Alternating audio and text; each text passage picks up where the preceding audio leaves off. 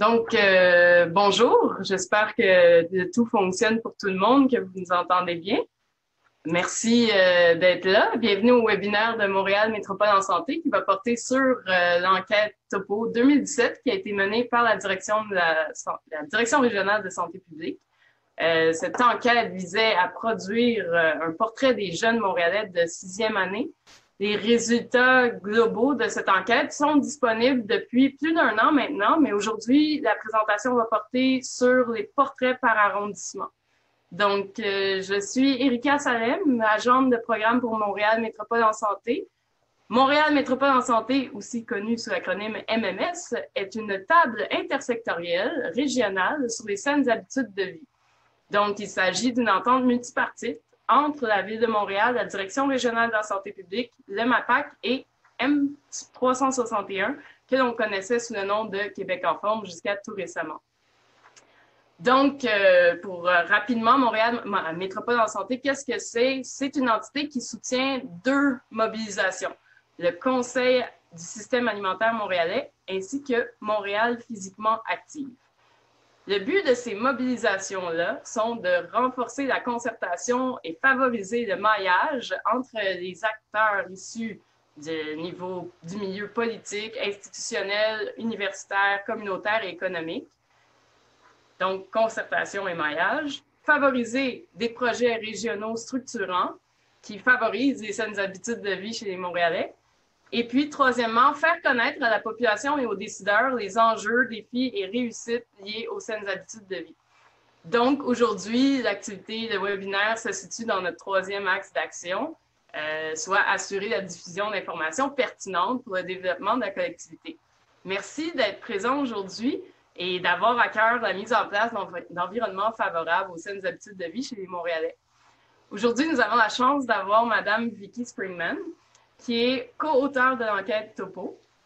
La présentation va vous permettre de mieux comprendre le type d'informations que vous pouvez soutirer de cette enquête, puis en faire un usage optimisé dans votre travail quotidien, faire des décisions stratégiques qui pourraient influencer les saines habitudes de vie de nos concitoyens montréalais en devenir. Donc, le but aujourd'hui, c'est de vous présenter globalement ces données-là, mais aussi vous donner la chance d'échanger avec Mme Springman et même peut-être échanger entre vous par rapport à ces données-là, par rapport à leur usage possible, puis qu'est-ce qui est possible de faire avec ça. Donc, la première partie de la présentation va prendre environ 25-30 minutes, qui va être faite par Mme Springman. Puis ensuite, on va passer aux questions qui peuvent être envoyées soit par le clavardage, soit de façon orale pour les gens qui nous rejoignent par téléphone.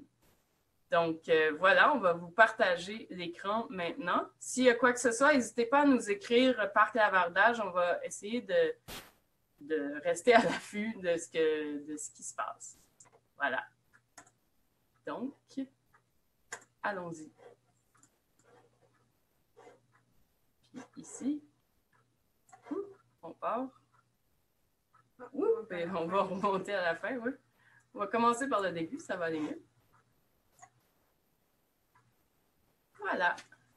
Oh, voilà, ça c'est la présentation de Montréal Métropole en santé, donc les deux mobilisations de MPA et le CSAM. Donc, place à Mme Springman. Merci beaucoup. Merci pour l'organisation de l'événement. Ça me fait plaisir de venir partager un peu l'enquête, les grandes lignes, mais aussi quel genre d'informations vous pouvez tirer des portraits par arrondissement qui ont été mis en ligne tout récemment. Donc, moi, je suis agente de planification, de programmation et de recherche à la Direction régionale de santé publique. Donc, nous, on a plusieurs mandats, dont la promotion et la protection de la santé, mais aussi la surveillance. Donc, la surveillance, dans le fond, c'est d'informer les intervenants puis la population générale sur l'état de santé des Montréalais. Donc, l'enquête Topo, ça faisait partie de notre mandat de surveillance. Donc, on est allé chercher de l'information sur la santé, mais aussi sur les déterminants de la santé auprès des jeunes, donc des habitudes de vie, des comportements, etc. Donc, aujourd'hui, je vais vous présenter un peu les informations globales de l'enquête, puis ensuite, à travers des exemples, on pourra voir un peu qu'est-ce qui se trouve dans les portraits par arrondissement. Donc, Topo en bref, donc c'est une enquête qu'on a menée en 2017, c'est sur la réussite éducative et la santé des jeunes, mais aussi sur des facteurs qui sont en amont, donc le milieu familial, le milieu scolaire, etc. C'est une enquête, comme vous pouvez voir, qu'on a menée avec plusieurs partenaires, donc Québec en forme, la Fondation Lucie André-Chagnon, la Ville de Montréal et les 5 commissions scolaires de Montréal. Il y avait 2 questionnaires à l'enquête, un qui était pour les élèves, donc on avait des équipes d'intervieweurs qui se sont déplacées à travers les différentes écoles de Montréal avec des tablettes et les élèves répondaient au questionnaire pendant une période de classe. Puis, il y avait aussi un questionnaire pour les parents, donc qui portait plus sur des facteurs sociodémographiques, l'environnement familial, donc des questions auxquelles les élèves ne sont pas habituellement en mesure de répondre. Puis, les parents pouvaient répondre soit par téléphone ou par Internet. Donc, si on regarde Topo en quelques chiffres, donc c'est presque 14 000 élèves de 6e année qui ont participé. Donc, c'est un quasi-recensement des élèves de 6e année. On a choisi la 6e année parce que c'est une période de transition un peu entre l'enfance et l'adolescence. Il y a une prise d'indépendance de la part des élèves. Donc, les habitudes de vie qui sont développées à cet âge-là sont des prédicteurs des habitudes de vie à l'âge adulte.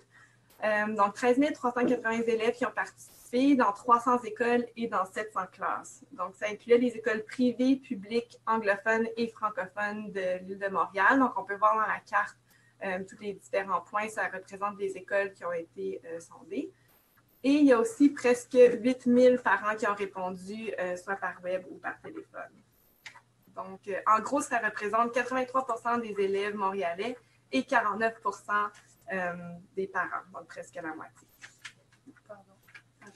On était rendu faits saillants. Donc, je vais commencer à vous donner quelques faits saillants du portrait régional. Donc, ça, c'est pour les résultats qui sont à l'échelle de Montréal. C'est tiré du rapport régional qui est paru en 2018 et disponible sur notre site web. Mais ça va vous donner une idée du type d'information qui est disponible avec l'enquête Topo. Donc, si on regarde les habitudes de vie, donc les types de mesures qu'on est allé chercher, donc par exemple, 38 % des élèves de 6e année ne déjeunent pas tous les jours avant de commencer l'école.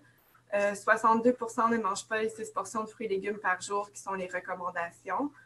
15 % consomment des aliments riches en grains et en sucre tous les jours. Donc, ça comprend les grignotines, les sucreries, les boissons sucrées. Près des 2 tiers ou 65 % n'atteignent pas les recommandations en matière d'activité physique. Puis on est allé chercher de l'information sur le temps écran, vu que c'est une préoccupation grandissante auprès des intervenants. Donc, on a vu qu'il y en avait 40 % des élèves qui passaient plus de 2 heures par jour pour le temps écran. Donc, à l'extérieur des heures d'école, ça inclut les vidéos, les jeux vidéo, les médias sociaux, donc tous les types d'écrans. Puis, il y en avait la moitié des 40 %, donc 21 % qui dépassaient 4 heures par jour de temps écran. Donc, ça nous a quand même surpris. Puis, c'était environ un élève sur 4, donc 25 % qui ne dorment pas suffisamment selon les recommandations qui sont de 9 heures par nuit pour ce groupe d'âge. Donc, ça vous donne un peu une vue d'ensemble de l'information sur les habitudes de vie qui est possible d'aller tirer avec l'enquête. Donc, il y a aussi des bonnes nouvelles. Donc, on a vu qu'il y avait une majorité des élèves qui déclarent un niveau élevé de soutien de la famille, de l'école et des amis. Donc, pour ces 3 différentes sphères-là, en fait, c'est une catégorisation de faible, moyen et élevé. Donc, ici, on voit les proportions qui sont dans le niveau élevé. Par contre, si on regarde, puis on va le voir plus tard, d'école, par exemple, donc c'est 54 % qui étaient dans le niveau élevé, mais l'autre moitié se retrouvait dans le niveau moyen. Donc, il y avait très peu d'élèves dans les proportions, dans la catégorie faible pour les 3 types de soutien qui ont été étudiés dans l'enquête. Puis, finalement, aussi, ce que l'enquête Topo permet de faire, c'est de croiser différentes variables. Donc, des variables, par exemple, d'habitude de vie avec des variables qui sont tirées plus du milieu ou des conditions socio-économiques. Donc, on peut croiser pour aller chercher des différences entre différents groupes. Donc ici, ce qu'on a fait, c'est qu'on a regardé selon le milieu de vie. Donc ici, on parle de défavorisation matérielle, qui est une mesure qui compile le revenu moyen de quartier, la proportion des personnes sans emploi et la proportion des personnes sans diplôme ou études postsecondaires. Donc, à l'aide de ces trois indicateurs-là, il y a un indice combiné qui est la défavorisation matérielle. Puis, donc, les élèves sont classés selon la défavorisation matérielle, puis on peut ensuite regarder l'impact un peu ou l'association avec différentes variables d'habitude de vie ou de comportement. Donc, on a vu, en fait, en classant les élèves selon la défavorisation matérielle, que ceux qui sont issus de milieux plus défavorisés sont plus nombreux à avoir une faible estime d'eux-mêmes, à consommer des boissons sucrées ou des aliments à faible valeur nutritive, à ne pas atteindre les recommandations d'activité physique, à dépasser de 4 heures de temps écran par jour durant la semaine et de ne pas avoir accès à un médecin de famille ou un pédiatre. Donc, voilà pour ça. Puis, on va voir après que ces croisements-là en différentes variables, on peut aussi les faire au niveau de l'arrondissement. Donc, si on regarde maintenant un exemple du portrait par arrondissement, donc on va regarder un peu les différentes sections, puis pour voir comment interpréter les résultats. Puis, si vous avez des questions à la fin, on pourra aussi y répondre. Donc, où trouver les portraits, premièrement? Donc, ils sont sur le site de Montréal Métropole en santé. Donc, on a mis l'adresse ici, puis on va la remettre aussi à la fin de la présentation. Donc, ici, c'est une capture d'écran, on ne peut pas dérouler vers le bas, mais vous voyez que tous les arrondissements sont présents sur le site web. Puis, lorsque vous cliquez, vous avez le PDF qui est en format PowerPoint, je crois. Donc, c'est pour faciliter après ça la diffusion. Si vous voulez aller copier-coller des éléments pour les mettre dans une autre présentation, on vous invite à le faire. Donc, le contenu des portraits par arrondissement, le contenu a été est établi par des consultations avec notamment des gens de la Ville de Montréal.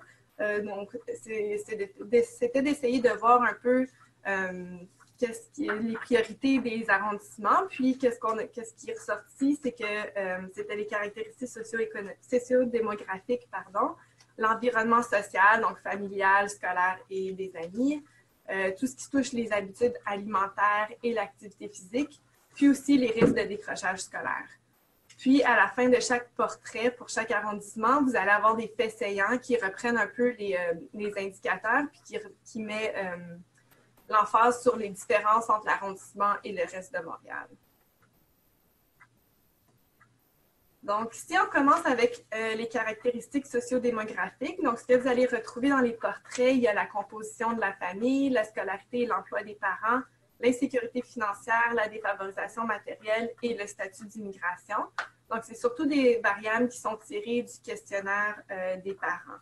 Donc, on va voir un peu les exemples des différentes thématiques, puis comment interpréter les résultats. Donc, pour la diapositive sur la scolarité et l'emploi des parents, par exemple, vous allez retrouver le gabarit suivant. Donc, il y a les deux indicateurs ici, scolarité et emploi. Donc, ici, je ne me souviens plus de quel arrondissement c'est tiré. Mais bref, donc dans cet arrondissement-ci, il y avait 88 % des élèves qui font partie d'une famille où au moins un parent a complété des études collégiales ou universitaires et 90 % des élèves font partie d'une famille où au moins un parent est en emploi. Donc, on va voir un petit peu les symboles. Donc, vous avez la proportion pour l'arrondissement qui est en bleu. Et vous avez toujours la valeur pour Montréal qui est en dessous. Comme ça, vous pouvez comparer l'arrondissement au reste de Montréal. Le petit chiffre que vous voyez en rouge, ça, c'est pour la comparaison entre l'arrondissement et Montréal. Donc, on voit que 88 %, c'est plus élevé que 85 %. Donc, le petit plus, il représente ça. Pour le deuxième, par contre, vous voyez un égal. Donc, entre 90 et 92 %, c'est égal. Donc, ça, c'est fait avec des tests statistiques. Donc, on veut voir si la différence entre deux proportions est statistiquement significative. Donc, il y a des techniques statistiques qu'on utilise. Puis, dans ce cas-ci, le 90 % n'est pas ressorti comme étant significativement différent du 92 %. Donc, les petits plus, moins, égal réfèrent à ça. Puis, en dessous, vous avez aussi en phrase, donc ça vient résumer qu'est-ce que vous voyez en chiffres au-dessus. Donc, voilà pour les caractéristiques sociodémographiques. Donc, ils sont reprises pour chaque indicateur. Vous voyez le même gabarit, puis la même manière de présenter les résultats. Donc, si on passe au soutien social, on a parlé un petit peu tantôt, mais il y a 3 types de soutien social qui ont été étudiés avec l'enquête Topo. Donc, le soutien dans l'environnement familial, le soutien scolaire et le soutien social des amis. Donc, ici, on voit les 3 catégories mentionnées tout à l'heure. Donc, le faible, moyen, élevé. Cet exemple-ci vient d'Anjou. Donc, on voit que la proportion d'élèves qui perçoit un soutien social élevé de la part de leur famille se situe à 87 % pour Anjou et 86 % pour Montréal. Donc, encore une fois, vous avez la comparaison avec le symbole de égal ici. Donc, statistiquement, il n'y a pas de différence significative entre Anjou et Montréal pour ce qui est de l'environnement familial. Puis là, vous pouvez voir ici que 13 % se retrouvent dans la catégorie moyenne, ce qui est la même proportion que pour Montréal. Et il y a très peu d'élèves qui percevaient un soutien social faible dans l'environnement familial. Donc, c'est des bonnes nouvelles. Puis encore une fois, le petit résumé en dessous, la grande majorité des élèves d'Anjou bénéficient d'un niveau élevé de soutien dans leur environnement familial. Puis le même type de graphique, vous allez le retrouver aussi pour l'environnement scolaire et le soutien social des amis. Donc, si maintenant on passe aux habitudes de vie, donc les habitudes alimentaires et les activités physiques. Donc, pour le petit déjeuner, cet exemple-ci est tiré de l'arrondissement Rosemont-la-Petite-Patrie. Donc, le graphique qui contient quand même plusieurs informations. Donc, en rouge, vous avez la proportion d'élèves qui ne déjeunent pas tous les jours. Donc, la question, c'était au cours de la dernière semaine, combien de jours as-tu déjeuné ou mangé avant l'école? Donc, il y avait 37 % pour qui ce n'était pas à tous les jours. Puis, ce 37 %-là, il peut être divisé selon si c'était 1 à 4 jours, c'est 22 %. Ne déjeune jamais, c'est le 15 %. Puis, encore une fois, ici, le petit égal. Donc, le petit égal vient comparer la proportion pour Rosemont qui ne déjeune pas tous les jours avec le 38 % qui est la valeur montréalaise. Donc, c'est près de 2 élèves sur 5 qui ne déjeunent pas tous les jours avant d'aller à l'école. Une proportion similaire à celle de Montréal. Donc, ça vient résumer qu'est-ce qu'on voit dans le petit graphique. Vous avez aussi dans le rapport des cartes. Donc, ça permet de situer aussi votre arrondissement comparé aux autres. Donc, les couleurs sont toujours les mêmes. Donc, le bleu foncé, c'est lorsque la proportion est plus élevée que le reste de la région montréalaise. Quand c'est en jaune, c'est qu'il n'y a pas de différence significative. Puis, en bleu pâle, c'est plus faible que le reste de la région. Donc, dépendamment de l'indicateur, là, ici, petit déjeuner, pas tous les jours. Donc, on voudrait être dans le bleu pâle, donc avoir une proportion plus faible. Des fois, ça va être le contraire. Par exemple, l'activité physique, on veut être dans le bleu foncé où est-ce que les élèves en font plus que le reste de la région. Donc, il faut toujours regarder l'indicateur puis voir si c'est positif ou négatif pour aider à interpréter les résultats. Donc là, on voit que c'est surtout dans l'Est où est-ce qu'il y a des proportions plus élevées que le reste de la région pour la proportion d'élèves qui ne déjeunent pas à tous les jours.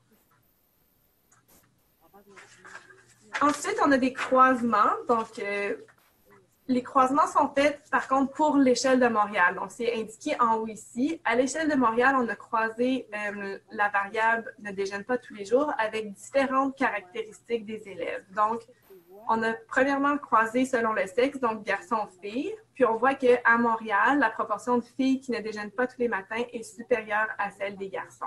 Donc, ça, on a essayé de caractériser un peu les élèves qui ne déjeunent pas. Aussi, selon le pays de naissance, donc on voit que la proportion des élèves nés à l'extérieur est également supérieure au niveau de la prise du petit déjeuner. Donc, pour Montréal, c'est 38 %, mais on voit que cette proportion-là n'est pas la même selon le pays de naissance ni selon le sexe. Ici, c'est un autre exemple. Donc, encore une fois, à l'échelle de Montréal. Donc, ici, on a croisé selon le niveau de soutien social perçu dans l'environnement familial. Puis, ce qu'on remarque, c'est que, la valeur pour Montréal, c'est toujours 38 % des élèves qui ne déjeunent pas tous les matins. Mais cette proportion-là, elle est plus élevée chez les élèves dont le niveau de soutien social perçu dans l'environnement familial est faible ou moyen comparé à élevé, donc 35 comparé à 56 Et on a fait aussi la même chose selon l'indice de défavorisation matérielle. Donc, on voit que la proportion d'élèves qui ne déjeunent pas le matin est plus faible dans les milieux très favorisés, puis c'est au plan matériel encore, donc au niveau du revenu, puis de la scolarité et de l'emploi. Puis elle est plus élevée pour les milieux très défavorisés. Donc, on a essayé vraiment de caractériser, d'aller un peu plus loin pour un peu décortiquer les proportions qu'on voit à l'échelle de Montréal. Si on passe maintenant à l'activité physique, qui comprend plusieurs variables. Donc, ici, on a les données pour l'arrondissement Saint-Laurent. Donc, on voit que c'est les 2/3 des élèves qui n'atteignent pas le niveau d'activité physique recommandé qui sont ici. Donc, 60 minutes par jour d'activité physique modérée à intense, c'est les recommandations. Donc, il y en a 68 qui n'atteignent pas les recommandations, ce qui est une proportion comparable à la valeur pour Montréal de 65 Puis, encore une fois, pour l'arrondissement Saint-Laurent, si on décortique plus loin selon le sexe, on voit que les filles sont plus nombreuses à ne pas atteindre les recommandations que les garçons. Donc, ça ici, c'est les proportions pour les filles et les garçons pour l'arrondissement Saint-Laurent. Et en dessous, vous avez les valeurs pour Montréal. Donc, on voit que c'est la même tendance dans l'arrondissement que pour la région montréalaise. Donc, les filles sont plus nombreuses à ne pas atteindre les recommandations pour l'activité physique. Ensuite, on a aussi décortiqué selon l'activité physique de loisirs ou de transport. Donc ici, vous avez plutôt une échelle qui va de actif à inactif, puis la proportion réfère à la catégorie inactif. Donc, on voulait savoir la proportion d'élèves qui sont inactifs dans leurs activités physiques de loisirs. Donc, qui en font moins que 10 minutes par jour. Donc, la proportion était de 34 pour l'arrondissement Saint-Laurent, ce qui est légèrement plus élevé que la valeur montréalaise de 31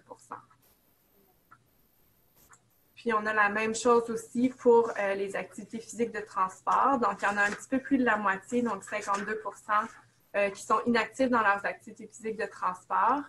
Valeur pour Montréal, 48 donc c'est un peu plus élevé. Puis, cette variable-ci, elle varie beaucoup d'un arrondissement à l'autre, surtout avec la disponibilité, par exemple, des transports en commun. Est-ce que tu veux, Donc, si on passe maintenant à la dernière variable du portrait, le risque de décrochage scolaire. Donc, encore une fois, vous allez avoir des cartes qui permettent de situer votre arrondissement par rapport aux autres. Puis aussi, à l'échelle, donc vous allez avoir une proportion pour votre arrondissement. Et pour Montréal, on a aussi décortiqué selon différentes autres variables qui se trouvent dans l'enquête. Donc, ici, on a le décrochage scolaire selon le soutien social perçu dans l'environnement familial. Donc, on voit que pour les élèves qui se situent dans la catégorie faible et moyen, il y a une plus grande proportion qui est à risque de décrochage scolaire en 6e année que chez les élèves qui ont un soutien social perçu élevé. Et pour l'environnement scolaire, on voit une moins grande différence. Donc, faible et moyen, 6 élevé, 4 Puis, encore une fois, la valeur pour Montréal est en bas, donc c'est 5 Donc, à la fin, vous allez retrouver pour votre arrondissement les faits saillants. On ne va pas les lire, je ne les lirai pas maintenant, mais vous pouvez voir le type d'information. Donc, on est allé faire un résumé des faits saillants du portrait. Donc, ici, c'est pour le plateau Mont-Royal. Donc, on voit qu'il y a moins d'élèves qui sont nés à l'extérieur dans le plateau Mont-Royal que dans d'autres arrondissements. Que le plateau se distingue au niveau des habitudes alimentaires parce qu'il y a une moins grande proportion qui consomme de la malbouffe, des boissons sucrées, etc. Et que la proportion des jeunes qui n'atteignent pas les recommandations d'activité physique est plus faible que dans les autres arrondissements. Donc, bref, c'est un résumé de ce qui se trouve dans les diapositives du portrait. Donc, ça fait un petit peu le tour de ce que vous pouvez trouver. On a essayé de garder le même gabarit d'un indicateur à l'autre pour faciliter l'interprétation des résultats. Mais si jamais vous avez des questions, soit aujourd'hui ou plus tard, ça va nous faire un plaisir aussi de vous aider avec l'interprétation de vos données.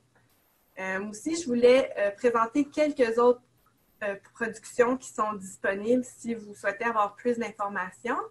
Donc, premièrement, il y a le portrait régional. Donc, ça, c'est le total, tous les résultats à l'échelle de Montréal qui se retrouvent dans ce portrait-là qui a été lancé en 2018.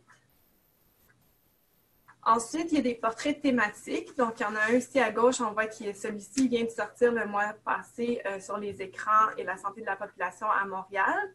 Et aussi, regard sur la santé des jeunes Montréalais à risque élevé de décrochage scolaire.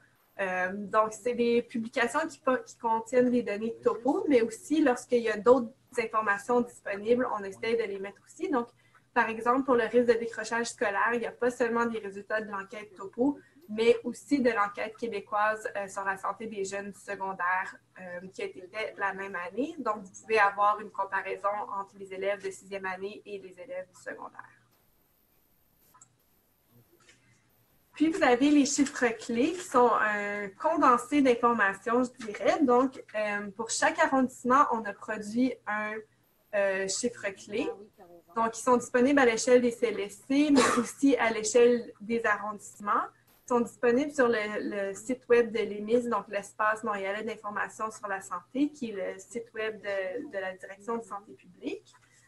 Donc, c'est un chiffre clé par arrondissement avec tous les indicateurs qui peuvent être tirés topo qui sont dans la liste. Donc, il y a plus d'indicateurs dans les chiffres clés que dans les portraits par arrondissement. Et ça donne rapidement un aperçu de où se situe l'arrondissement. Parce que si je regarde ici, donc vous avez le nombre d'élèves qui rentrent dans la catégorie, la valeur en pourcentage, vous avez la comparaison montréalaise, mais vous avez aussi dans la colonne de droite, donc le petit point rouge, dans ce cas-ci, c'est l'arrondissement Saint-Léonard. Puis vous pouvez voir où se situe l'arrondissement comparé à tous les autres arrondissements qui sont les points blancs. Donc, on peut voir ici que l'arrondissement Saint-Léonard se situe parmi les plus élevés pour ces indicateurs-là. La ligne rouge dans le milieu, c'est la moyenne montréalaise. Donc, vous pouvez rapidement voir la comparaison entre votre arrondissement et les autres à l'aide des chiffres clés. Puis, finalement, vous avez aussi un guide méthodologique. Donc, des fois, on sait que les gens veulent avoir accès aux questions, par exemple. Donc, non seulement vous allez trouver de l'information générale sur l'enquête, mais aussi les deux questionnaires, celui des parents ou des enfants. Donc, si vous voulez savoir, par exemple, quelles questions ont été posées à l'enfant pour le soutien social en environnement familial, vous allez retrouver le questionnaire au complet dans le guide d'aspect méthodologique qui est disponible aussi sur le même site web. Donc, voilà, ça conclut un peu la présentation des portraits. On va être disponible pour répondre aux questions. Ici, il y a le site web de l'EMIS. Donc, vous allez trouver le portrait régional, les chiffres clés par arrondissement, le guide méthodologique, etc. Puis, je verrai aussi si c'est possible de vous envoyer notre adresse courriel. Comme ça, si vous avez d'autres questions, gênez-vous pas pour nous interpeller. Super. Merci. Ici. Voilà. Merci, Mme Springman. Donc, on a déjà une première question par Mme Bouchard qui demande si, parce qu'il y a plusieurs distinctions entre les quartiers dans un arrondissement. Donc, est-ce que c'est possible d'avoir des données par quartier ou district à l'intérieur d'un même arrondissement? Okay. Les districts, on est en train encore de voir si c'est possible parce que, bon, on sentait que c'est juste les élèves de 6e année, donc dépendamment du nombre d'élèves sur un territoire, c'est pas toujours possible de produire des résultats. Par contre, sur le site de l'EMIS aussi, pour les chiffres clés, il y a également des données qui sont disponibles par voisinage. Donc, à Montréal, il y a 111 voisinages, donc c'est des unités qui sont plus petites que celles des arrondissements. Donc, je vous inviterai à voir s'il y a des voisinages qui correspondent, dans le fond, à vos sous-territoires. Puis, vous allez voir les indicateurs qui est possible de publier à cette plus petite échelle-là. Donc, c'est encore sur le même site web ici de l'EMIS. Vous allez avoir ces données-là. Merveilleux. Donc, on a encore un bon 10 minutes. S'il y a des gens qui ont des questions, vous pouvez les demander par voie à l'oral ou à l'écrit à travers le groupe chat. personne n'a de questions particulières, vous allez tous aller voir les présentations sur le site de Montréal Métropole en Santé ou les Miss. Donc, merveilleux. Je vais demander à Mme Springman de juste écrire son courriel déjà dans le groupe chat. Puis comme ça, vous allez pouvoir, s'il y a des gens qui sont intéressés à lui écrire directement, vous allez pouvoir le faire rapidement. L'information doit vous être envoyée aussi par courriel très rapidement. Donc, on espère que vous avez apprécié la présentation, que ça vous a permis de mieux comprendre quelles sont les données qui sont disponibles, comment mieux utiliser ces données-là pour peut-être dans votre planification, vos plans d'action, ce que vous voulez faire dans vos arrondissements. Merci beaucoup d'avoir été là. Et puis, n'hésitez pas à nous rejoindre pour toute question particulière par rapport à Montréal Métropole en Santé, le travail qui se fait au sein de la Direction régionale de la santé publique. Merci encore. Merci. Et on vous souhaite une excellente journée.